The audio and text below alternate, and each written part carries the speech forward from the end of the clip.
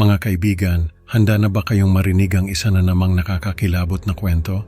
Sa gabing ito, dadalhin ko kayo sa isang lumang bahay kung saan may halimaw na nagtatago sa ilalim ng kama.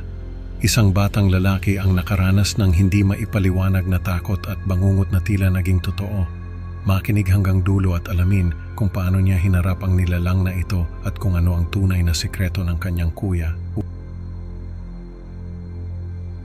Magandang gabi po sa inyong lahat, mga tagapakinig ng kwentong katatakutan.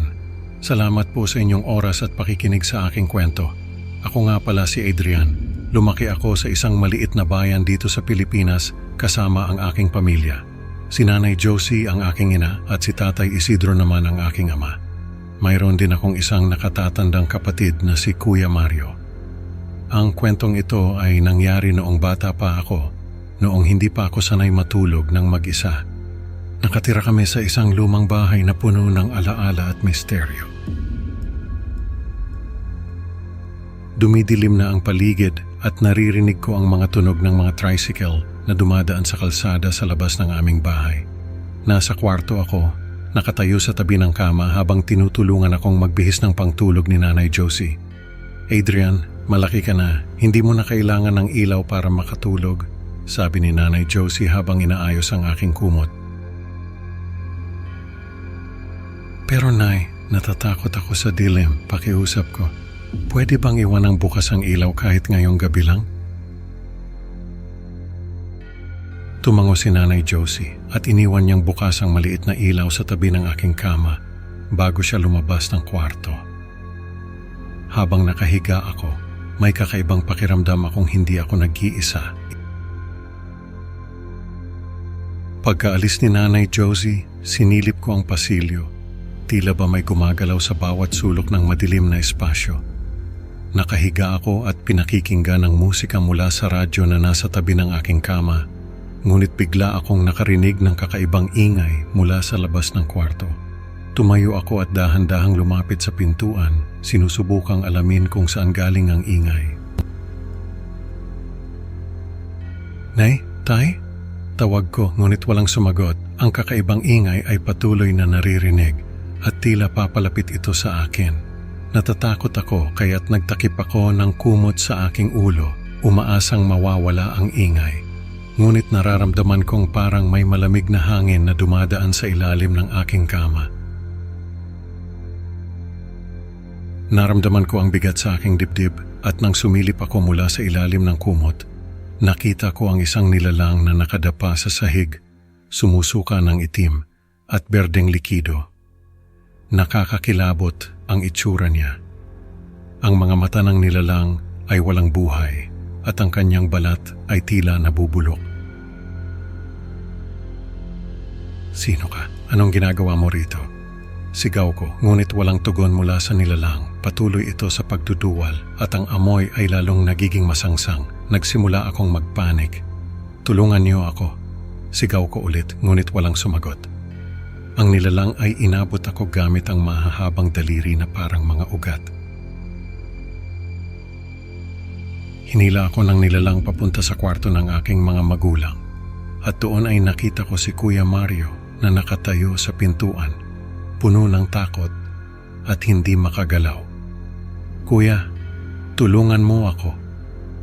Pakiusap ko, ngunit tila wala siyang kakayahang kumilos. Sa kwarto, sina Nanay Josie at Tatay Isidro ay nakangiti ngunit ang kanilang mga ngiti ay hindi natural, na parang mga manika.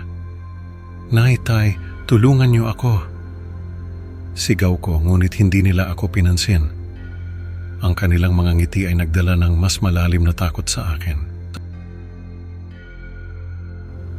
Kuya, bakit hindi ka gumagalaw?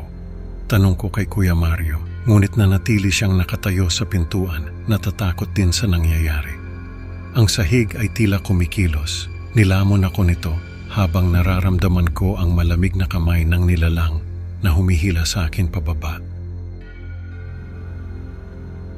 Adrian, magising ka na. Narinig kong sigaw ni Nanay Josie, ngunit parang napakalayo ng kanyang boses. Ang huling nakita ko ay ang mga ngiti ng aking mga magulang na ngayon ay bahagi na ng bangungot na ito. Nagising ako pawis na pawis at humihingal. Nakita ko si Kuya Mario na nakaupo sa tabi ng aking kama. Adrian, panaginip lang yon, sabi ni Kuya Mario. Sinabi ng halimaw sa ilalim ng kama na ikaw na lang ang kukunin niya, hindi ako. Ang mga mata ni Kuya Mario ay puno ng takot na parang may tinatago siyang sikreto. Ano, totoo ba yon? Tanong ko habang tinitingnan ang paanan ng kama kung saan may nakita akong bakas ng suka. Pumasok si Nanay Josie. Inakalang ako ang may sakit. Adrian, anong nangyari dito? Tanong niya. Ako ang may kasalanan, Nay, sabi ni Kuya Mario. Iniwan akong nagtataka kung totoo ba ang bangungot at kung si Kuya Mario ba ang unang nakaranas ng pahirap ng halimaw. Bakit mo sinabi yon, Kuya? Tanong ko, ngunit hindi siya sumagot. Ang kanyang mga mata ay nagpapahiwatig ng hindi maipaliwanag na pangamba. Habang naglalakad si Nanay Josie palabas ng kwarto, napansin ko ang kakaibang kilos sa ilalim ng kama. Nay, may kakaiba sa ilalim ng kama, sabi ko. Ngunit hindi niya ako pinansin. Tumayo ako at sinilip ang ilalim ng kama. Ngunit wala akong nakita. Ang kakaibang kilos ay nawala na, ngunit ang takot ay nananatili sa aking puso.